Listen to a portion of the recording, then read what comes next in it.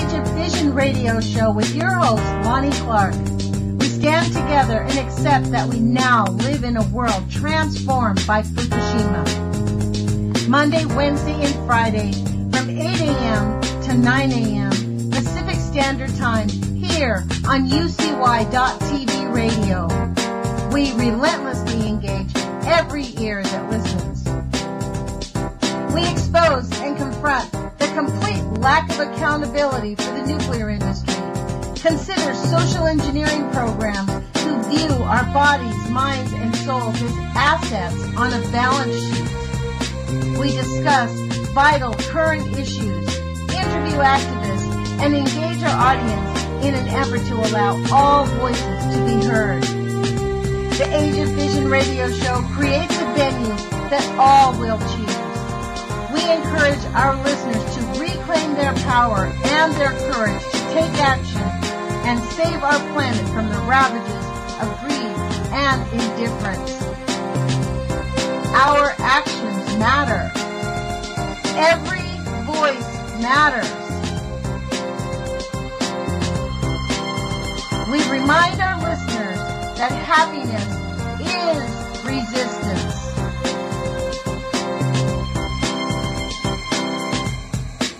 Love is greater than fear.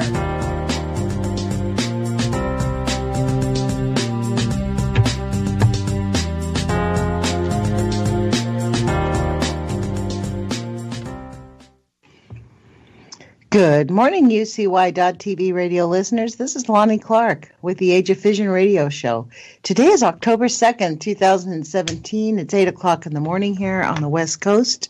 We want to thank you for joining us, and we want to thank our affiliate, KEPW.org, for airing our shows and also for airing Nuclear Hot Seat, because these shows do matter. As our guests who come to us on a regular basis, who are willing to share their stories and their lives with us, explain, it's not easy even having harm done to you that's been done to you by nuclear contamination, even acknowledged. In that vein, we have a returning friend to our show, Larry Burgan, who is a victim, actually, of contamination. He worked at a factory in Venice, Illinois, and has been fighting, I think, like 20 years. I'll let him explain exactly how long, to get some just basic unemployment. So thank you, Larry, for joining us. Good morning, Lonnie. How are you doing? I'm doing really great. I really appreciate you sharing your time with us. So kind of a general quick, can you give us like a 5-minute rundown for those listeners who may not have heard your story, just kind of a quick summary of what we'll be discussing here, of how you got involved in this? Sure, no problem. Well, actually, I was an employee working at a factory like many people across the nation. You get up, go to work, punch your time clock, go home, and you think you're relatively safe. Yeah, I always did. It was an aluminum and magnesium factory I worked at. What we did was they cast it and ran it through machines and presses and a process that, it seemed quite simple. And it wasn't until I started getting ill and the company got rid of me that my life went downhill. And because of that, I wanted to find out what went wrong. Why am I so sick? Why are my friends and coworkers also ill? And what I found out was our factory processed millions of pounds of uranium and 1 billion pounds of radioactive thorium in all those years before and while I worked there, unknowing to me and my coworkers. And I believe the cause of all of our illnesses. And this is a factory that was located right across the river from St. Louis, Missouri. It's in Illinois. It's you can actually see the Gateway Arch from one of the garage bay doors of this factory we worked at. I remember several times watching fireworks from this while working at the factory. And it's just so close to St. Louis that them being able to process radioactive material should have been a no-no to begin with, given the prevailing winds and everything else. But again, greed of these corporate owners took over their sensibility of safety. And because of that, many of me, my coworkers, and these residents living next to this factory are very ill today because of this contamination. Well, during those years, like you sent me some information a few months back, the company name Consolidated Aluminum Company, which is a Dow Chemical company, they had, this is what it says here, ERG served as the principal radiological consultant for planning and conducting the remediation of a large industrial radioactive waste storage facility owned by Dow Chemical and Consolidated Aluminum Corporation, where 90,000 cubic yards of aluminum slag and soil contaminated with thorium-230 and thorium-232 and PCBs were removed. ERG provided the radiation safety officer and radiological support manager and the health physics technicians. Approximately 1,000 rail cars of radioactive waste and 35 cars of PCB-contaminated soil were loaded for disposal at commercial disposal sites. This is shocking.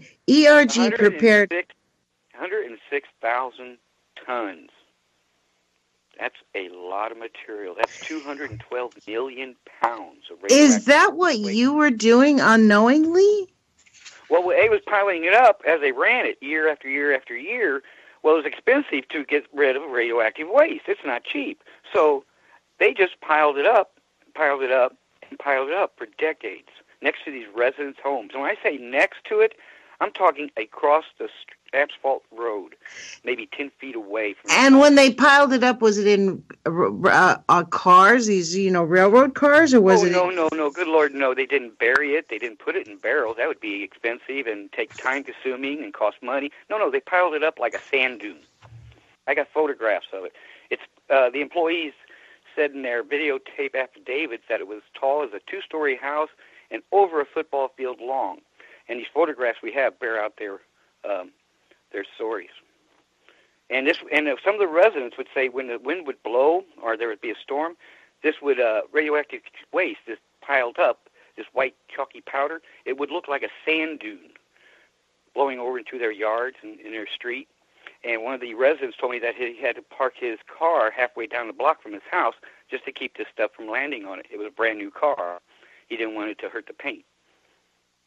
And this was and then after a while, the employees were told to put rubber tarps over to try to keep the waste from blowing off the lot. But one of the employees told me every time a windstorm would come through, it'd just blow the rubber tarps off. So I actually told the story just as true once I heard it from the employee side as well. How long did it take actually for this to be addressed? To remove the radioactive waste. From the 2 years. It was a 3-year project, but all in all, in remediate it was 2 years to remove all this radioactive material just from this one lot, just from one radiation cleanup. I sent you 4 radiation cleanups we have documentation of. This is just one of them. And keep in mind that this is downwind. This downwind from this nuclear site, this waste site, was a elementary school 2 blocks away. And the really shocking part is that they're so slovenly with it and they have no regard. It's almost as if they do not believe that fundamentally radioactive waste is harmful. No, I think it was more a didn't care attitude. They knew it was harmful, but hey, who cares? I got a free get out of jail card. I got a license which allows me to do this.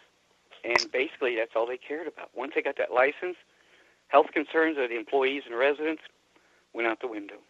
I'm quite sure. You have been engaged in attempting to get unemployment, right, or disability? Workers' comp. Okay, didn't get any of that right. Workers' comp. Okay, so I've actually worked for years to get a cancer fund installed in our factory for cancers specifically caused by radiation. Well, quite simple. It's a radiation cancer fund. It's a national fund for factories around the country who processed this during the Cold War and affecting the employees now. And I worked for years to get this installed in our factory, and in 2009, our factory was approved. And since then, 188 families have received up to $28 million in compensation from this cancer fund. Now, I never had cancer yet, God forbid, but I did this to for several reasons. One, to help the employees who are sick or will be sick from it, and two, to prove beyond fact and doubt that the radiation is in there and in levels that can harm us. That way I could take it to the next level to prove me and my coworkers are sick from it. It's like a ladder process. It's adjusted. Yeah. And it took many years. It took many years just to get the cancer fund installed. It's amazing. Do you vote? I do. I mean, because this is my thinking, like, it's amazing that you have suffered for so long and had to actively, I mean, it's almost like... I was a lifelong Republican my whole life because I worked in a factory. Men are men, and they all talk, and they say, this is good for the... And I never saw the bad side, the people standing in food lines, For some reason, these people who were poisoned and ill and sick, they seemed invisible to me. I was in my own little bubble like everyone else, just my family. I got to make sure I get next week's check, don't get the lights turned off, make sure we have groceries. If you have problems, it's your fault. Yeah. And it wasn't until I got sick, and I'm here at home day after day, week after week, and am I able to sit back and think, and I'm actually starting to see these people who were invisible to me before. I'm actually becoming one of them, standing in line with them at food lines to keep from starving, literally. And once I came to this realization, I realized, Democrat. I quit voting first time I didn't vote for a Republican president was in 2004. I saw so much wrongdoing by the Bush administration in the first 4 years. I didn't vote at all. I just decided to wait the next election. But that was the year Senator Obama was running. And he was a champion and spokesperson for our factory, speaking up on our behalf on our radiation.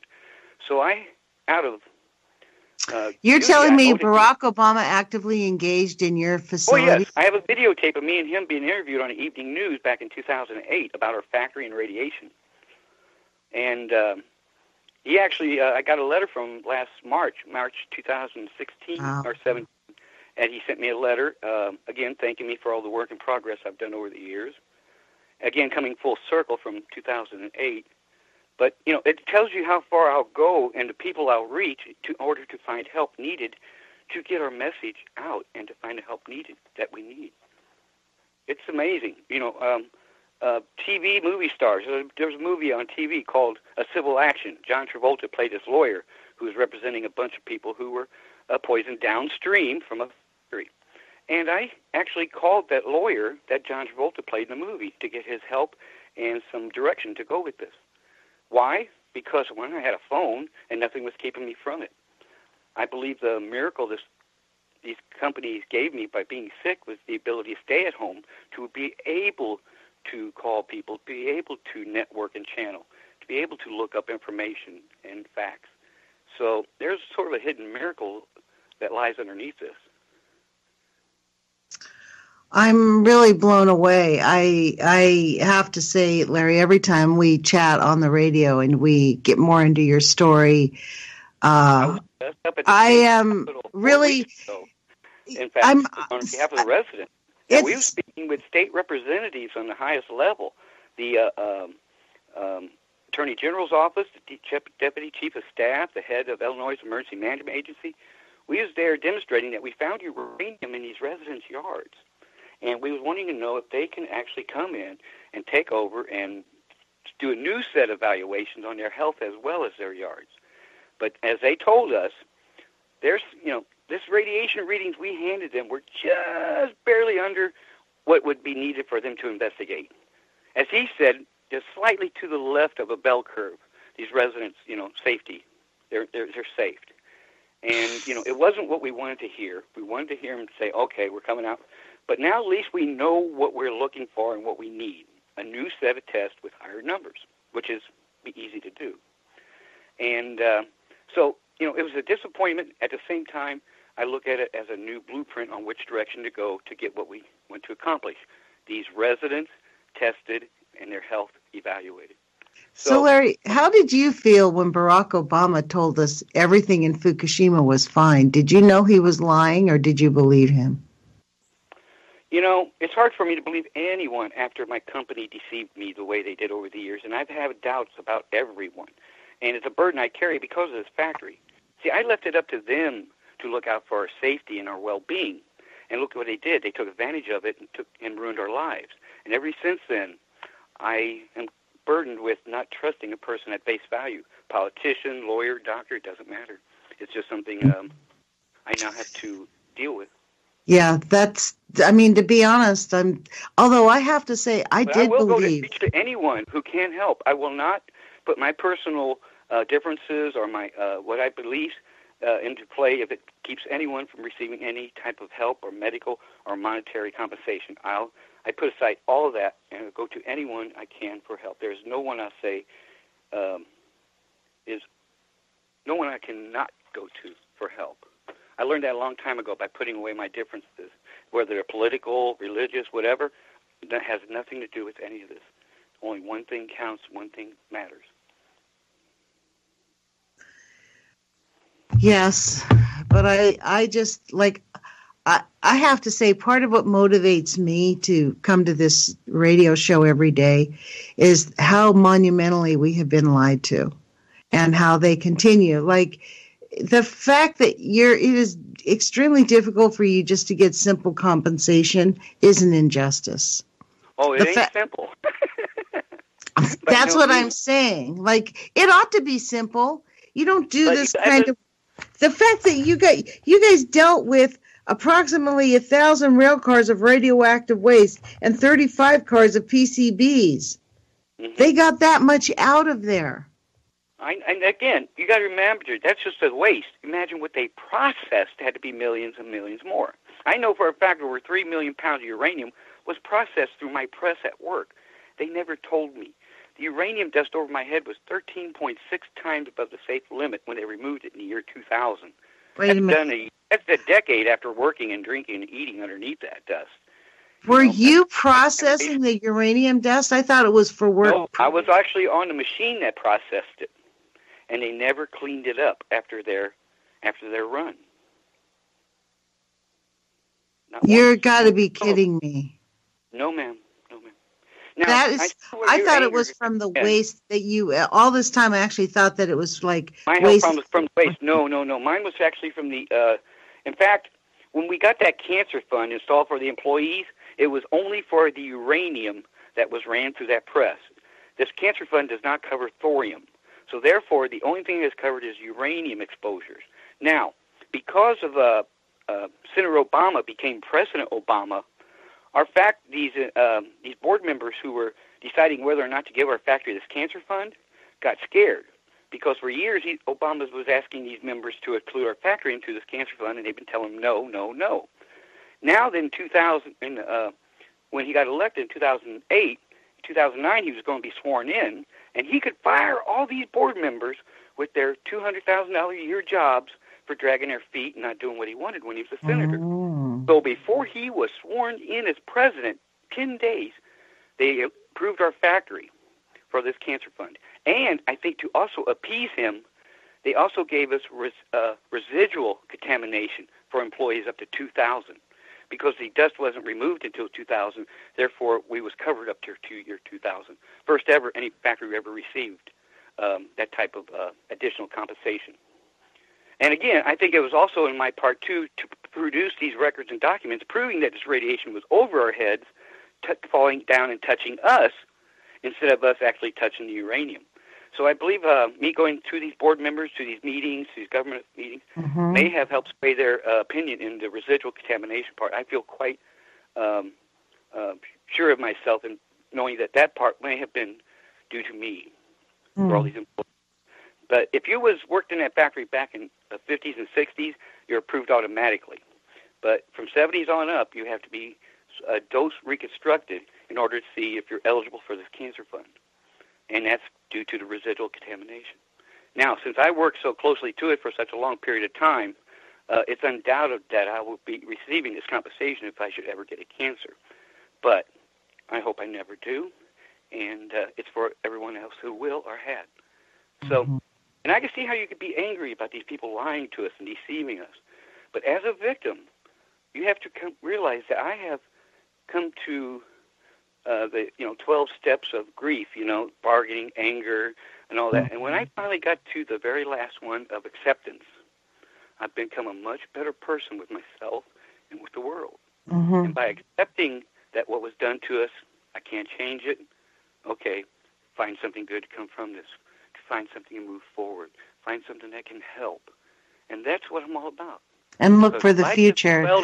If I just dwelled on those people who did this to us, it would just burn me up inside, and it would take away any joy in life. And they've already taken enough away from me. They're not going to take my joy away. I'm kind of struck by two things, I guess, here. First is that, as you explained how this compensation fund got funded because people were attempting to please the incoming president. He used to be their former senator. That yeah, they actually... He was championing our factory for years, trying to get us approved, and they kept denying him. Huh. So he was actively engaged. See, this is the shock that I have to say about that, because he actually stood in front of a microphone and told the world that there was no harm from Fukushima. He completely believed everything they were saying. And don't worry about it. Fukushima's fine. It's being managed. And they have stuck to that story ever since. I was easily deceived, and it's reasonable to believe that they could do it to another person, including President Obama. You know, could they have deceived him? Could they have? Well, yes, absolutely. Could they have downplayed it and misled us? Absolutely.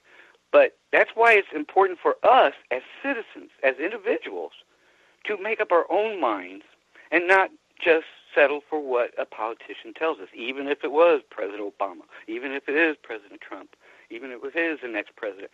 You know, question authority used to be 50 saying or 60 saying, you know, in Haight-Ashbury days. But, you know, most of those sayings came from folk singers who weren't hippies, but they had wisdom and thought and poems. And these people knew that if you let the politicians tell you how to think, you won't never think yourself. You're always... And that's the same here with this radiation. If you allow them to tell us, like you said, they said everything is safe, everything is fine, use your own brain. That's what you got it for. You can listen to what he says, but just use it as a thought pattern or a process to get to the next level. Well, is he said true? Why is it true? Why can it not be true? Go through the motions and find out for yourself and have your own questions answered. Don't let a politician or a state representative answer them for you. Is that an easy way to explain it? Yeah, I know that is actually, but this is the issue, is we don't really get, you're like me, you didn't really get it until afterwards, long afterwards, right? Like this is what, I mean, you just said you were a lifelong Republican and you stopped being a Republican around 2004. I have been a lifelong Democrat and stopped being, I'm still Dem-exit. I did not vote for Hillary Clinton, nor Trump. I could never vote for Trump, but, or any Republican. I'm not a Republican. I actually voted for Hillary Clinton out of fear that Trump may get elected. Not that she was the best one. Right. But out of fear. I think that's what a lot of people did. But this is the point here, is as we're seeing, like, it's one form of hell or another. Like, Trump isn't... You're right. I tried to choose the devil you know rather than the devil you don't. Right. And again, when I went to this meeting over at the Bridgeton landfill for their radiation meeting, they have one every 3-4 months for the residents. And I went to one for the very first time last month. Now, we've had committee meetings on behalf of these residents for years, and they've been peaceful, cordial. We've been trying to get the EPA to show up. They refuse. You know, this is, because they're poor and black residents. Now, over at Westlake Landfill and Bridgeton, these are all middle-class white residents. So the EPA has these meetings by either tri-monthly almost every year. And the other thing is, there's 5 different fractions over there fighting against themselves for the same cause.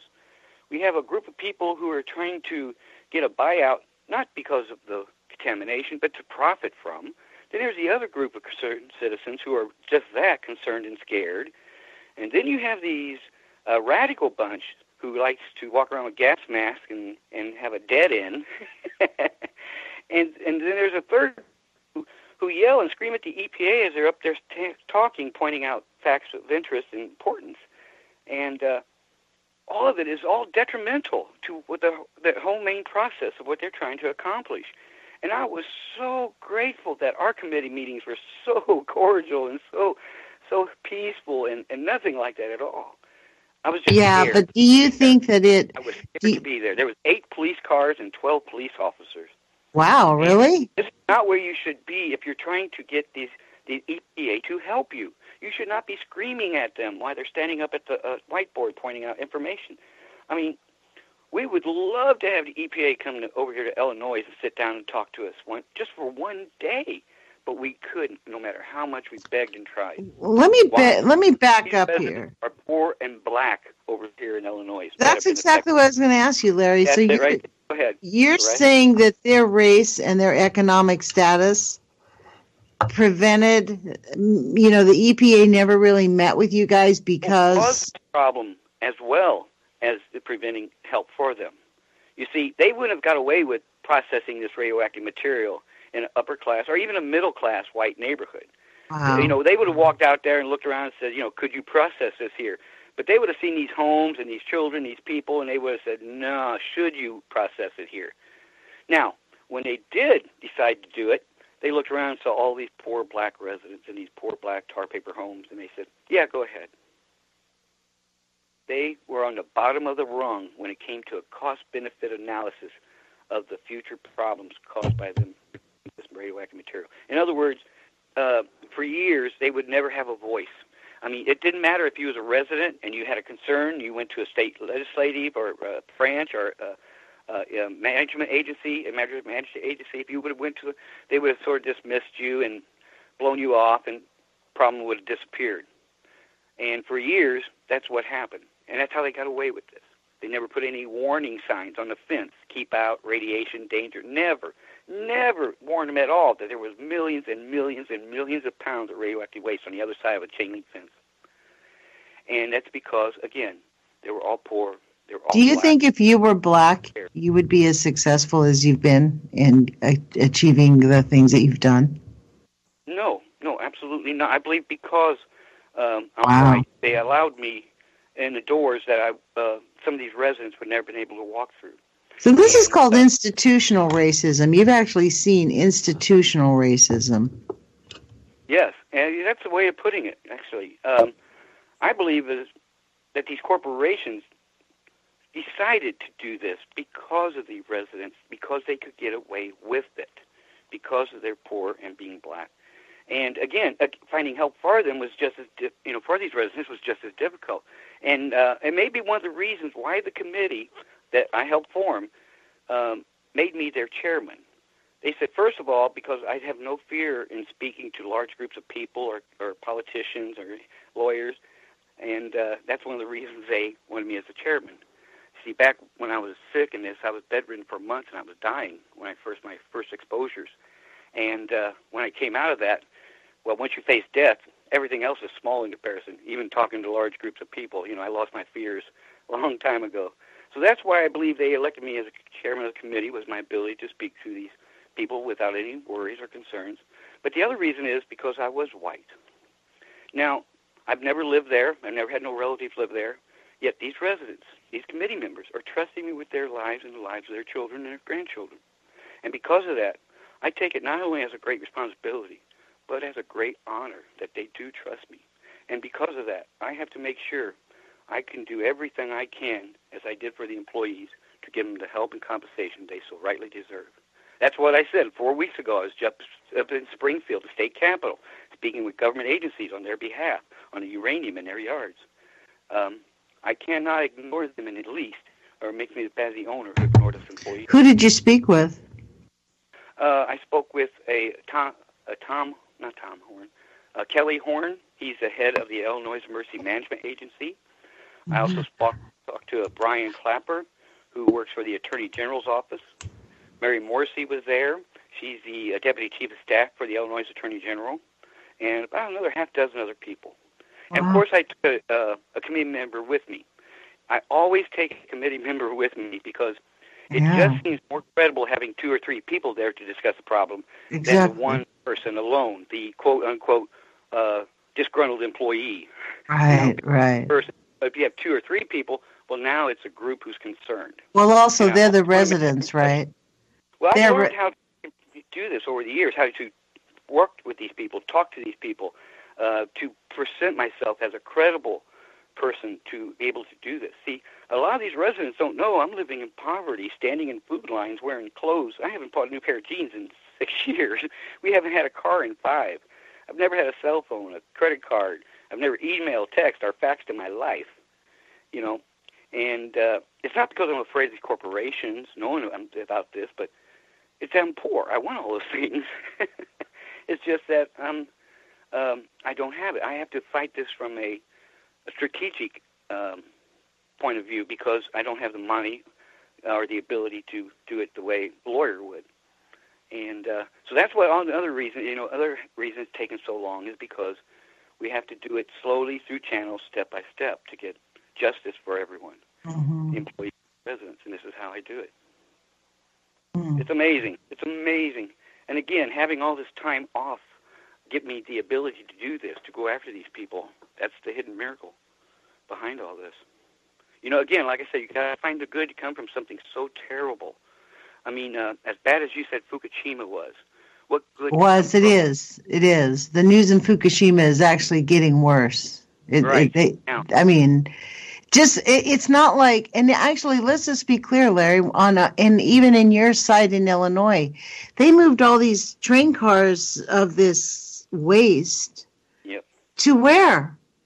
It's not like but the point is, they haven't fixed the problem. That waste is still with us somewhere in this country. Well, they just moved it from one spot to another. I mean, they haven't resolved the issue. People are still going to get sick. People are being sick. Well, that's just it there. Are they shipping it to a town? See, they shipped it to a place called Robestown, Texas. And as soon as I read that in those documents that I sent partial of, once I read that, my first concern was, I wonder if those residents there are being kept in the dark about what's stored next to their homes like they were here in Venice. Because, all you're doing is just creating two problems instead of fixing one. And it was always my concern is, where are they shipping this to? And I found out where it was taken, but I've never been able to look into it because, I don't have a computer. But I have other, I have other means and other ways, but it's just been on the back burner. It just wasn't, it was just always a concern in the back of my mind. It had to be somewhere somewhat safe or they would never accepted it. Is always, again, the perception. But is it? And I tried to find Robestown, Texas on the maps, and I couldn't find it nowhere. Well, yeah, go figure. The thing is, this is the point, isn't it? This is the point here, is that there's all kinds of research we could do. I mean, you're busy enough. You could spend your time in a library looking all this stuff up on their computers if you wanted to. But I have means, yes. I do have means too. You know what I'm saying? We get sucked into these things. There's only so much. This is why I like Levy Halevi show. But for me, to be honest, Larry, I'm at the point where I am done with the eugenicist, white supremacy narrative being correct and one that is allowed to continue. Because you know for a fact you're a white male, supposedly privileged all your life, and you were even a Republican who had that blind eye, who had the attitude. I'm living in poverty level right now, and I'm still more privileged than a lot of other American citizens just because of my color. You don't get stopped in a car every day or once a month by the police officers just because I can walk down the street without fear of being pulled over or harassed. And again, that should be a right for every man and woman, and no matter their race or color. And again, and I see that so clearly representing an entire town of African-American residents. I'm the only white man on committee. I'm the only white man representing or care about these residents. And I can't let that go unnoticed. I have to let people know that you, too, can help people. You can cross over lines and fences. It doesn't matter, what their religion or their skin color is. They're human, just like you. They've been poisoned just like you. They may have been affected.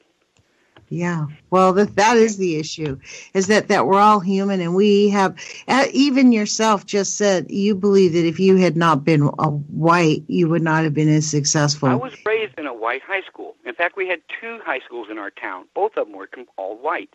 We had no black residents, neighbors, business owners, nothing in our town growing up as a child, as an adult. And it wasn't until in my later years that it actually expanded some. But, I was raised in a house where the N-word was not allowed. Racial jokes was not allowed, things of that nature. And, when I heard this stuff growing up from other kids, I was thinking, they're so stupid, And I was also thinking, boy, my parents were so smart.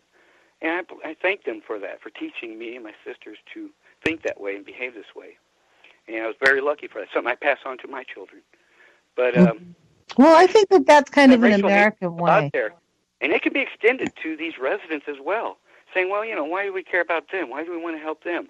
There's one person that has that line that has to say that to themselves, possibly. I'm quite sure of that. And these line of people who know about these residence exposures, where they're from the EPA all the way up to state agencies or lawyers we've contacted over the years, one or two of them had to say to themselves, well, who cares? They're all poor and black. Now, they may not have said it out loud. They may have said it to themselves. But even though, shame on them. Yeah. Well, this is the thing. And I think there's not very many people out there that actually are racist and bigoted. I don't think it's a big problem, to be honest. I think there's a lot of people that acknowledge the difference in cultures, but to be straight out racist, I don't think there's a large portion of people like that. And this idea, like right now, there's a lot of this heated, the patriotism, like you have to stand up for the flag. And I mean, the anthem, there's a difference between standing up for the flag and standing up for the anthem, which is a new thing, and the anthem was written by a racist bigot. Yeah, actually a slave owner, who was dying, and And the third stanza said that, the hireling and slave ought to live in fear and fear the grave, basically is what that third stanza says. The hireling is me and you. We're non-landowners. So this is the thing about all of this.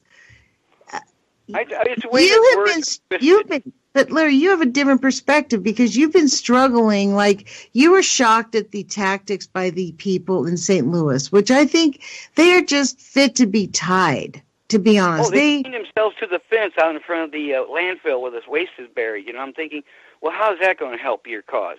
They scream and yell at the EPA. You know what? I support that type of action. You know how it helps? It makes it gets noticed because I understand this, but the difference is this is it's not like it was happening. It is still happening.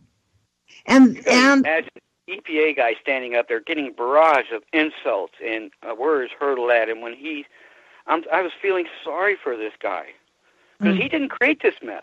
You got to keep that in mind as well. And he didn't take this job to hurt people, but to help people. Now, here's these residents being so detrimental to their cause, where we did anything in our committee to get just one guy to show up just one day, let alone bi-monthly or bi-yearly or whatever. Oh, my goodness, we couldn't have asked for anything better. Larry, you're telling me that the EPA would just not have hearings for the people in that? You guys would be asking? No, they would never meet with us. They had a meeting one time in 2010, but it was for the air emissions coming out of the factory. They were getting new permits for air emissions, so they had to have a public meeting. There were 8 people there from the EPA that night, as well as the owner of the factory and 3 or 4 of his henchmen. And they stood there and they talked about this air coming out of the factory and the new air permits. And the owner, and the people in the audience kept asking about the radiation to the EPA. EPA said, we don't know anything about the radiation. That was SCI, the company that was there before this company, and we don't know anything about radiation. We're here to talk about air only. But people kept bringing it up, radiation in this meeting. And it ticked them off at one time, the EPA, where he says, hey, no one here knows anything about SCI or the past history with radiation, okay? This is all magnesium electron today. Now, what he didn't know is the owner sitting next to him was also the owner of SCI who ran this radiation. And he didn't correct him because he didn't want people in the audience to know. But I knew. I worked there. So, yeah, but you know what? Nobody there said to the EPA, you guys have an obligation to know about the radioactivity here? Who doesn't? In fact, the reason they had 8 EPA members there was they was acting like bodyguards. It was really scary. Because they was all standing in like a semicircle. And all these poor black residents were sitting here in this little auditorium, and we couldn't get one down there to talk about something that factual that we know is there that's dangerous like radiation, but they had 8 people there to talk about something they said was non-toxic, was the air coming out of the factory, the toxin. This is why the people in St. Louis, though, this is exactly why the people in St. Louis chained themselves to the fences. But see, we didn't do that because it would have even drove us farther from the EPA. If they won't even come down now when we beg them, they could list us as radicals and never listen to us again, ever, for any reason, even if we have good cause. So we did not want to close that door or burn that bridge. So what you're saying is if they deem you to be... They lied to us. At this meeting, the owner told us that the magnesium they're melting in this factory is good for us. It's actually a vitamin, which we need to stay healthy. And it was like in that movie, Aaron Brockovich, where he told him the chromium is good for you, and it won't, it's not, and it's healthy for you. Well, what the owner didn't tell us to this day was the magnesium is healthy, but it's all the other toxins he melts in there with it, and radiological metals he melts with it. That's poisoning and dangerous to everyone.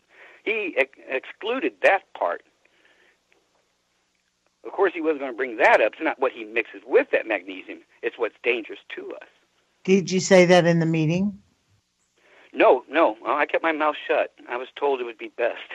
So that's for the point here, and this is the difference. Well, we had a gag order under us. We had an attorney at that time, and we had over 1,000 residents signed up with him, and each one of them had to sign a confidentiality form.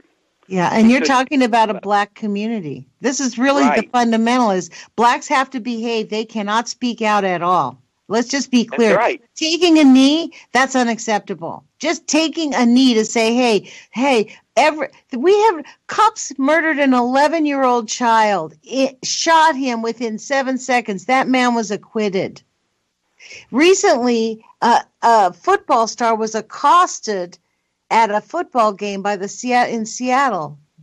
He was thrown down. Some football player was thrown down. At the boxing match, a Seattle Seahawks. That's another reason I believe the light should be shining on what we're trying to do. Do you know that the Las Vegas police basically looked at it and said, nope, they acted correctly. They thought it might be you, so they can do what they want. Let me tell you what, if that was a white male, that would never have happened. Never. No. Never. I feel sure. Never. It's not like he looked like a bum. He's a respectable, high-earning income earner. You know what I'm saying? It's not like they could have not seen. They just attacked him because they looked at him because he was black. He was the black person in the crowd. It goes hand in hand with what you guys experienced in radiation. It has everything to do with eugenics. It has. In the past 8 years, I thought that we've reached so far and come so much distance, and it seems like within 6 months, the 8 years, our accomplishments were all washed away. Well, that's what they want. That's what he wants. Everything. In fact, he's going after every single thing that Obama passed. Every single regulation, right. Every state his name on it or his taint, they don't want it. It has just because his name. It's like they want to write him out of history, like the purges in Russia when they, or in Egypt when they would scrape off the last emperor's name off all the tombs. It sounds like they want to do that to Obama to make sure there's no history he left behind or he didn't make no accomplishments in his tenure. And this comes from the Star Spangled Banner. I'm going to read. Leader of a country, their objective is to further advance what we already have, not take away what's already been gained. This is how they feel about him. Their blood has washed out their foul footsteps pollution. Oh, it says, a home and a country should leave us no more. Their blood has washed out their foul footsteps pollution. Now he was talking about the British, but this is how they view us, foul footsteps pollution, as if us just stepping on it makes it dirty, makes it nasty, to use his word. No refuge should save the hireling and slave from the terror of flight or the gloom of the grave. Wow. And the Star-Spangled Banner in the triumph does wave over the land of the free and the home of the brave. The land of the free, he meant free men, not free people. He meant himself. white supremacists who believed that they were fundamentally God's chosen higher people. And black people were secondary human beings to be bought and owned. And you are not allowed to get up and take a knee. And if we kill you as cops, you have to sit down and shut up and be grateful that we're not raping your sisters anymore. There's many times I've actually felt ashamed to be a white man. I mean, you look back on slavery as cruel as it was, and then you want to even go deeper. We didn't even treat the Indians as they had value like a slave did. They were just slaughtered wholesale for just the purpose of getting rid of them. I mean, millions of Indians were just murdered just because they were Indians, and very few people, if any, were ever held accountable. And that was another legacy the white man has to carry is, not the way we treated slaves, but the way we treated everyone when we came to this country. And do we want to go back to that? Or, do we want to remember those roots in history? The statues and monuments they've taken down now of Civil War veterans.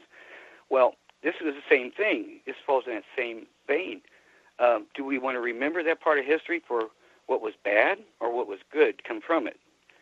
You always want to remember the good. You don't want to praise the evils, the people who caused this suffering, who's on the side of wrong. You don't see monuments of Nazis in Germany. Well, why should you have monuments here of Confederate soldiers? Now, battlefields? Well, the thing about the monuments, they were not put up after. Let's be clear. Right. Those monuments, they were put up during the Jim Crow era when they were still trying to intimidate black people from voting back in the 20s and 30s. Absolutely.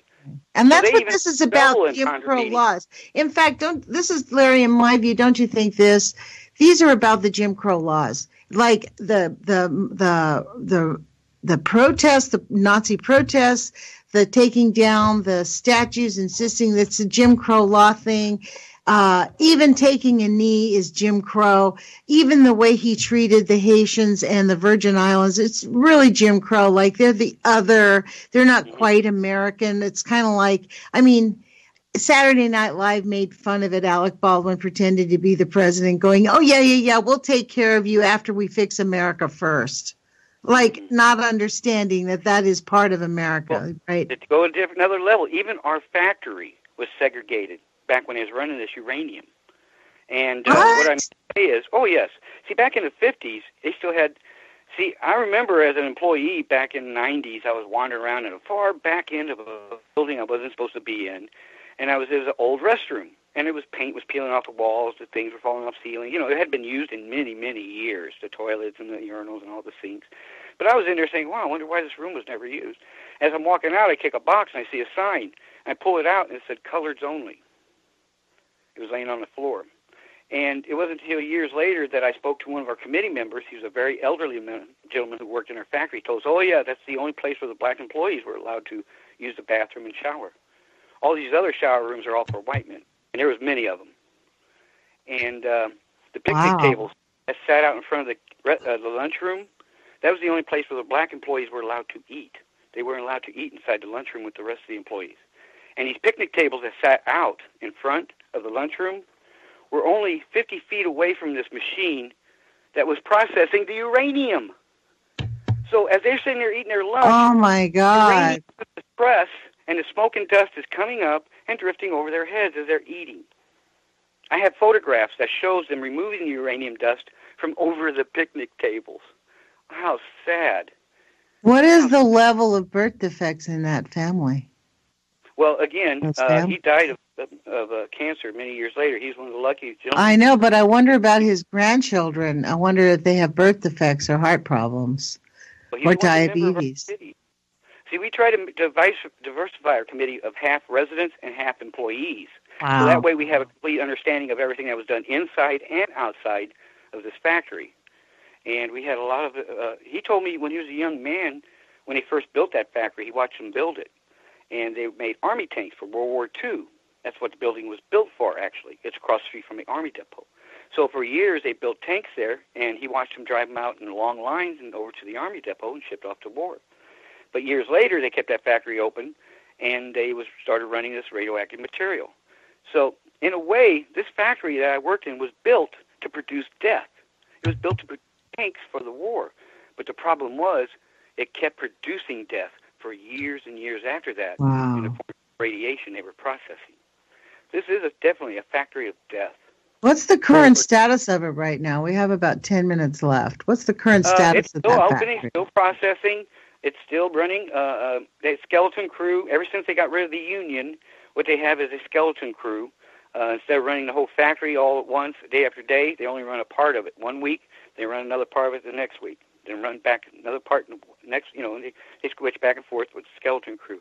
Keep the costs down. And is it still radioactive? Did they ever get it decontaminated 100%? Well, the last radiation cleanup they had ended in 2009. And that's only the ones that we know of. I'm quite certain that there's a lot more skeletons buried out there if we had the ability to look and search for them.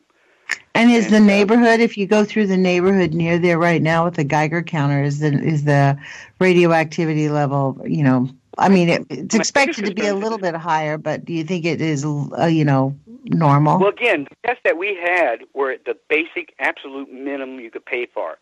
So they were basing their radiation exposures to the tests that we gave them, which were the absolute bare minimum that could be done. So thank you for accepting the bare minimum. So if we hit more elaborate tests, more expensive tests taken, we could get much higher readings, which will get the state out there and get them effective. Does nobody out there test? You guys don't have a Geiger counter? Oh, yes, we do, but mine is like a Cold War era type. It's one of those Geiger counters the civil defense gives you when it's already too late. Yeah, but what is it? Have you tested out in that area, Larry? Have you taken it? No, but I had a physicist who had a more advanced electronic Geiger counter. He was wanting to come out and test this area for us, but he hasn't made it back in the area yet. So how far away are you from the factory? I'm about 10 miles away. I live up north, always have, never lived next to it or near it. So in your area, when you test it, you're only 10 miles away. When you test, are you normal radioactive? I mean, what's we're upwind, actually. We're predominantly upwind. Okay. But there's also another radioactive waste site down the road from us, which nobody's ever known about, that I discovered and uncovered over the years. In 2 years that we know documented, they took 500,000 pounds of barium waste from our factory and took it to a landfill down the street from me. Now, they did this for 2 years. Now, then the year after that, they closed the landfill down. So now they had to start shipping this barium waste, to a landfill out in Oxnard, California. And they did that for 6 years, and they shut that down for a Superfund cleanup for radiation. So my question is, what was barium coming from our factory? We never processed barium. We never produced barium. Barium was not a waste. Where did 500 million pounds of barium come from?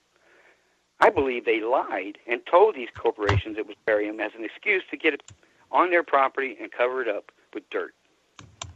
If they would have told me it was toxic or radioactive, they wouldn't have let it take it to a landfill. They would have had to spend hundreds of thousands of dollars to dispose of it. So instead, they just told me it was barium, an inert compound. And it was not. And it was not. You think it was what? It was radioactive waste from our factory. Absolutely. Huh. And we've never looked into it yet because I don't have the. Once we get you have to get to a certain step for the state agency to look into a problem and have. Yeah, but you don't have to. You ought to go look at it. You ought to keep your own little journal. You should start writing your own little journal. Put the date. I wrote a book, and it's almost like my therapist in a way. I write down. It's not no, a diary. But I mean, getting radioactive. You ought to take your little, inadequate Geiger counter out there and just use that same measuring instrument and measure there once a month. Keep in mind that this landfill that they took it to is only a quarter mile or less from the Mississippi River and water intakes for the St. Louis Water Company. I could hit a golf ball from the top of this landfill, and it probably landed in the Mississippi River. Well, I can't do it now, but when I was younger. That's how close this radioactive waste, this possible radioactive waste. Do you know if anybody's tested it there? No, they don't know it's there. Nobody knows. Everybody thinks it was an inert compound. So no one's ever raised concern or an eyebrow, except me, because I know we never produced barium. Why was barium leaving our factory? Man, you know what? If I find somebody who lives out near you who would... When I mean, you should let somebody borrow that It was automatically, it became radioactive. In California, it was radioactive waste because that's now it's a Superfund cleanup. So if they're sending this barium to a place that's radioactive in California, thousands of miles away, well, if it was inert and it wasn't dangerous, they could have shipped it to a local landfill somewhere else. But they couldn't. Oh, yeah. You see, they got away with it once. They wasn't trying to get away with it twice. So, Larry, what keeps you from going and testing it with your little machine and just keeping track of it anyways? It's a huge landfill, and it did say land and impoundment. So it would have to be the last thing that was put on the landfill before they shut it down. So it would be closer to the surface, which gives me concern, because if the Mississippi River should flood, it may impact this waste site, this hidden landfill, where this waste site is. Larry, how come you don't take your Geiger counter and just go test it yourself anyways, just to see? Some days I can't even walk. My legs. Oh, no car. Oh, yeah. Okay. So what if we find somebody who lives out there who could drag you out there? You guys could go do the testing. Well, this machine that ran the millions of pounds of uranium to begin with, I found abandoned on a back road 50 feet past the county line. I sent you a photograph of it. And the front half of this machine is the part that actually the uranium was processed through. We're still trying to find out what the owner did with that. He knew it was radioactive, and all fingers point to it being buried down in southern Missouri or taken to a scrapyard. We have two alternatives where this radioactive material, this machinery went. And I had the lieutenant governor call my house one day because I was wanting to get his help in finding it down in southern Missouri.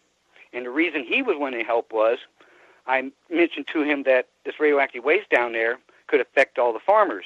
It could ruin their chickens, don't want to buy their eggs, don't want to buy the milk from their farms, and it could ruin the economy if we don't find this radioactive machine. Now, why did he want to help? I found out that he owned a milking farm in southern Missouri in the same place where the stuff was supposedly buried. So it was a veiled threat in a way of getting him to help us, or else, this can affect you in the pocket. Listen to this. You guys did do in 2000. There's a residence screening. We have about a minute left, minute and a half, but I really want to get this in. You did samples from homes nearby. You sent me a sample of this. The readings varied from 41 CPMs to 96 in 1 yard. So the lowest background reading was like around 39, 34 maybe. One was 1.5, but it was off the charts. These people's yards. Just background readings, or if you see the readings on the U-235, they're too thorium high. 232, thorium 230, thorium 228, beryllium, uranium 235. All of these were found. It is outrageous. And it is Jim Crow. Measurable levels. That's the one thing I was told many years ago. You should not be able to measure the U-235 in United States soil. That's how low it is. And there you have it in measurable numbers. And I compared those numbers to the uranium inside the factory, and the signatures are identical. Though they're different amounts, the signatures are identical. So Larry, we'll leave it at that. We've got like 30 seconds left or 20 seconds left. Well, thank you so much for having me Please today. come back. I hope you come back. You have a unique insight into something that's harming our country's unity and our sense of togetherness. And we really have to keep our democracy together. We have to really work for it. That's what I think. And I like this dialogue that we've had. Either as an individual or as a group. Amen to that, brother. So, put your courage feet on you. Thanks, Larry.